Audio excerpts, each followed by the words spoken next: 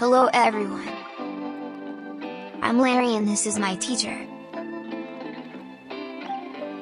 So today, I'm going to talk to you about what is graphic designing. Hello teacher. Hey Larry, how are you my boy? Teacher, I want to know what is graphic designing? Interesting Larry, graphic design is the art and practice of creating visual content to communicate information, ideas, or messages to a particular audience. It involves using a combination of typography, images, colors, and layout to create designs for various mediums such as print, digital media, advertising, and branding. Graphic designers work to create designs that are not only aesthetically pleasing but also effective in conveying a specific message or goal.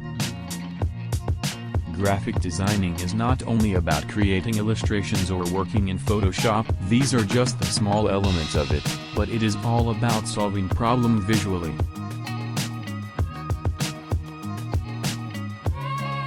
Oh, that's interesting teacher. I would also like to learn graphic designing. We will start learning about the graphic designing from the next time. Till then, bye and enjoy.